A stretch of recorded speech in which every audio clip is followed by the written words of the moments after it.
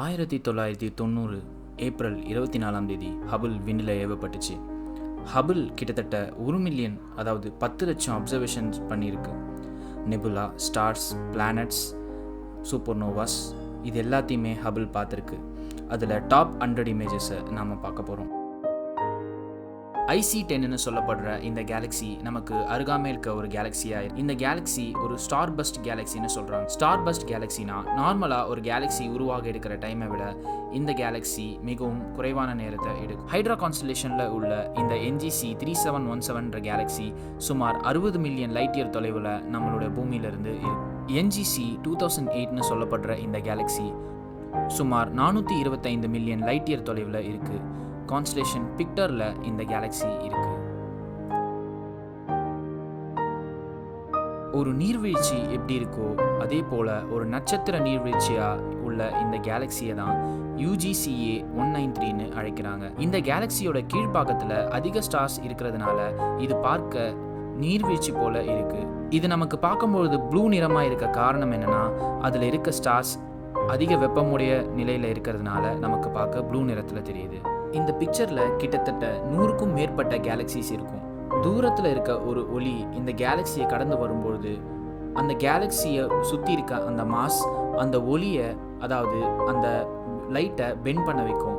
இதை தான் கிராவிடேஷனல் லென்சிங்னு சொல்லுவாங்க. இந்த பிக்சரில் இந்த ஏபல் 1703 ரீஜியனில் எடுக்கப்பட்ட இந்த பிக்சரை பார்க்கும்போது உங்களுக்கு அந்த கிராவிடேஷனல் லென்சிங் நல்லாவே தெரியும். சுமார் 7500 ஒளியாண்டு தொலைவில் இருக்க இந்த நெபுலாவை கரீனா நெபுலான்னு சொல்கிறாங்க. சமீபத்தில் ஜேம்ஸ் வெப் கூட இதோடைய லேட்டஸ்ட் இமேஜை நமக்கு கொடுத்துச்சு. RS பப்பீஸ்னு சொல்லப்படுற இந்த வேரியபிள் ஸ்டார் தான் இந்த புகைப்படத்தில் இருக்குது. வேரியபிள் ஸ்டார்னா தன்னுடைய பிரைட்னஸை, அதாவது ஒளியை மாற்றிக்கிட்டே இருக்கும். இந்த ஸ்டாரை சுற்றி டஸ்ட் அண்ட் க்ளவுட்ஸ் சூழ்ந்திருக்கிறத ஹபிள் அழகாகவும் தெளிவாகவும் புகைப்படம் எடுத்து கொடுத்துருக்கு. ஹபிள் ஜூபிட்டரை எடுத்த இந்த புகைப்படத்தின் மூலமாக ரெட் ஸ்பாட் சுருங்கி இருக்குன்னு கண்டுபிடிச்சாங்க. M81ன்னு சொல்லப்படுற ஸ்பைரல் கேலக்ஸியை ஹபிள் எடுத்த புகைப்படம் தான் இது. ஹபிள் எடுத்ததுலேயே பெரிய தெளிவான ஆண்ட்ரோமேடாவுடைய புகைப்படம்னா அது இதுதான். இதில் சுமார் 1.5 பில்லியன் பிக்சல்ஸ் இருக்குது. இந்த இமேஜை தெளிவாக டீட்டெயில்டாக பார்க்கணும்னா 600 HD TV வேணும்னு ESA சொல்கிறாங்க.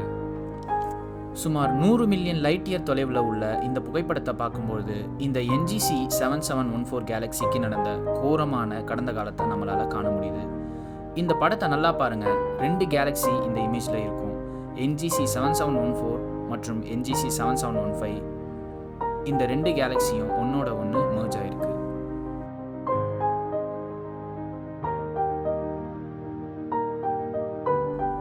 சுமார் 1200 வருடங்களுக்கு முன்னதாக இந்த ட்வின் ஜெட் நெபுலா உருவாகி இருக்கும்னு ESA சொல்கிறாங்க.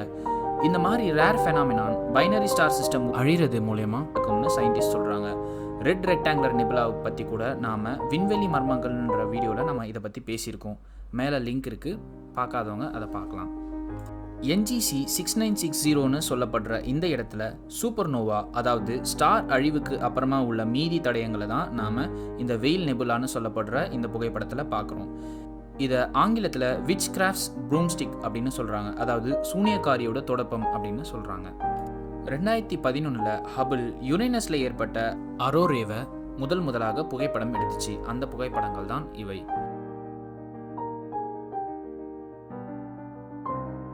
இந்த புகைப்படத்தில் லெஃப்ட் சைடில் இருக்க கேலக்ஸி NGC 1512 மற்றும் ரைட் சைடில் இருக்க கேலக்ஸி சின்னதாக தெரியுது இல்லையா, அது NGC 1510.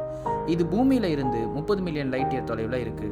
கூடிய சீக்கிரத்தில் NGC 1510வை NGC 1512 விழுங்கிடும்.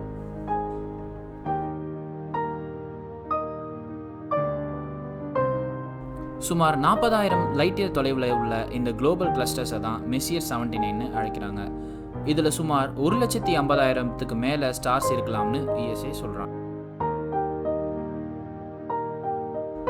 NGC 320ன்னு சொல்லப்படுற இந்த குளோபல் கிளஸ்டர்ஸ் கிராவிட்டினால் சுற்றி கட்டப்பட்டிருக்கு. பெரிய கேலக்ஸிக்கு பக்கத்தில் இந்த குளோபல் கிளஸ்டர்ஸ் எப்போவுமே இருக்கும். இவைகளோட ஆரம்பம் மற்றும் கேலக்ஸி ஃபார்மேஷன்ஸில் இவைகளோட பங்கு இன்னும் தெளிவாக நமக்கு தெரியல. NGC 1052ன்னு சொல்லப்படுற இந்த கேலக்ஸி உங்களுக்கு இந்த படத்தில் தெரியுதா? வெள்ளையா புகைமூட்டமாக இருக்க இந்த கேலக்ஸி ரொம்பவும் மர்மமாக இருக்குது. ஏன்னா இந்த புகைப்படத்தில் நீங்கள் பார்க்கும்பொழுது ஒரு கேலக்ஸி தோற்றத்திலே இல்லை, அதாவது ஒரு புகைமண்டலம் போல் இருக்குது. பட் ஆனால் இது கேலக்ஸின்னு சொல்கிறாங்க. சுமார் 7.5 பில்லியன் லைட் இயர் தொலைவில் இருக்க இந்த கேலக்ஸி கிளஸ்டர்ஸ் புகைப்படத்தில் பார்க்கும்பொழுது உங்களுக்கு கிராவிடேஷனல் லென்சிங் தெரியும்.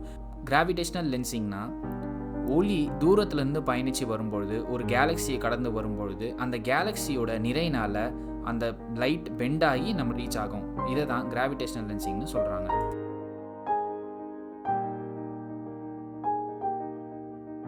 இந்த NGC 3256ன்னு சொல்லப்படுற இந்த கேலக்ஸியில் இருக்க விசித்திரமான வடிவத்துக்கான காரணம் என்னென்னா, இந்த கேலக்ஸியும் இன்னொரு கேலக்ஸியும் மர்ஜ் ஆகிருக்கு. ஸோ இதனால தான் இந்த கேலக்ஸி விசித்திரமான ஒரு வடிவில் இருக்குது. ஹபிள், சாட்டர்ன் மற்றும் மார்ஸை மிக தெளிவாக எடுத்த புகைப்படம்னா அது இந்த புகைப்படங்கள் தான்.